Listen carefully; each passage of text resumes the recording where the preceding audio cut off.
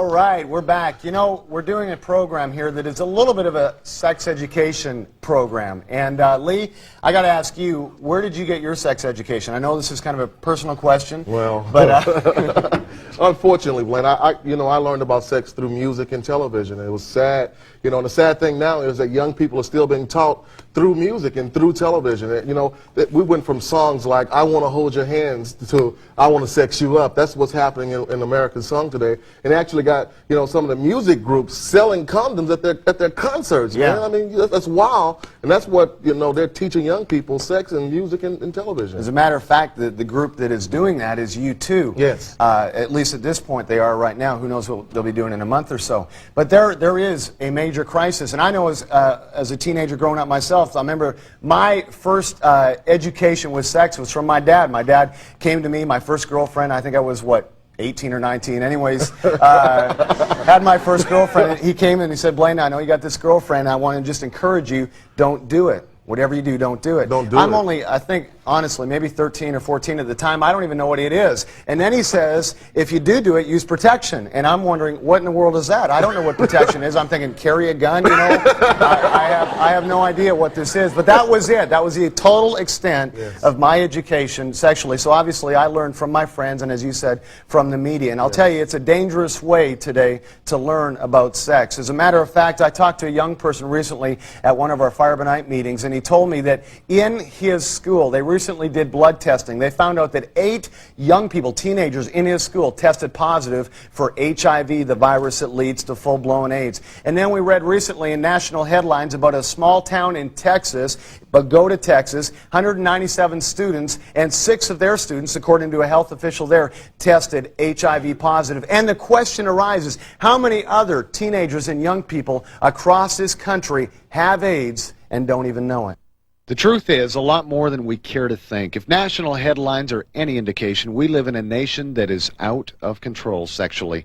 According to a 1991 survey done by Centers for Disease Control, in 1970, 48% of girls aged 19 had sex. In 1991, the figure nearly doubles to 75%. And sadly, this generation of kids are paying the price for promiscuity. 33,000 people every day in America contract a sexually transmitted disease. 1 in 7 teenagers this year will contract an STD. This year, over 1 million teenage girls will become pregnant, 3/4 of them unintentionally. 400,000 of those pregnancies will end in abortion. And currently, over 1.5 million people in America carry the AIDS virus, and 85% of these people don't even know they have it.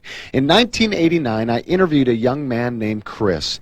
At that time, he had been diagnosed as HIV positive in 1985. I took it pretty good, and my liver broke down and started crying. I just figured I was doing something I shouldn't be doing, and I came down with it, so I deserved it. You know, it was my fault I got it, nobody else's. I was doing something that was wrong, and that happened. So now I had to live with it. Chris lived with it for 6 years, and then he died shortly after our interview. Kathy Kay is a registered nurse and a spokesman for California Healthcare Advocates. Kathy, for those who don't know, tell us exactly what AIDS is. Well, AIDS stands for Acquired Immune Deficiency Syndrome, and it really is the end stage of an infection with HIV, which means the human immune deficiency virus. And when this virus comes in contact with mucous membranes, then it infects the body and slowly but surely destroys the white blood cells, which enable the person to fight off infections. So their immune system becomes depleted, and then toward the end stage of this infection, they start getting what are called opportunistic infections, and they get infected with things that you and I could fight off and have no problem with, but for them, they can be life-threatening. You know, there's some teenagers that might be watching and saying, well, you know, I'm not having sex with everybody. You know, I've got a monogamous relationship with my boyfriend or girlfriend, so I'm not at risk. What would you tell them? Well, are you sure that someone that you slept with prior to this person wasn't infected? Or maybe This person became infected before you started going to bed with them. Because you know, when you go to bed with a person, you're not just going to bed with that person. You're going to bed with every single other person that person has ever gone to bed with in their life. So you can just picture it. It's as if you're just all crawling into the same bed together. And if you don't believe Kathy Kay and other experts, then just ask the victims, like 25-year-old Robin Ryan. Robin, you were diagnosed as being HIV positive in 1985. You were 19 years old, a teenager. That had to be devastating. What was your initial reaction to this? You know, at that time, back in '85, we really thought that once you had HIV, that your life or AIDS was just over. I remember I'd gotten a leadership award from a cadet program I was in, and I was so angry that day. I went home and I just tore it. I wish I hadn't now because I don't have it anymore. But I tore it in half. I tore it up, and and it was the kind of thing. My life's over, so I just throw this away, just throw it all away. I think I spent about the next day in bed because it was pretty, because the fear was just tremendous. Robin, one of the questions that had to immediately come into your mind when you found out you were HIV positive was, where in the world did I get this? Did you begin to go back through your life and try to figure out where it came from? Well, although I was raised in church, I did not live what they would be considered a sexually pure life. I lost my virginity in 1984, December of '84, in Bombay, India, which was a year earlier, with a prostitute. And I read last year that about 80% of the prostitutes in Bombay now carry the HIV virus. So I assume I picked it up there.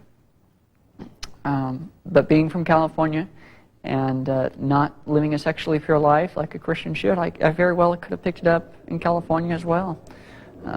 Someone once said it's easier to succeed than it is to fail. And in my life, sexually anyway, I have failed. Those who have remained a virgin until marriage have succeeded. And it is easier to succeed than to fail because the price for failure is extremely high. The price for my failure is probably going to be my life. For Robin, life has gone by very quickly.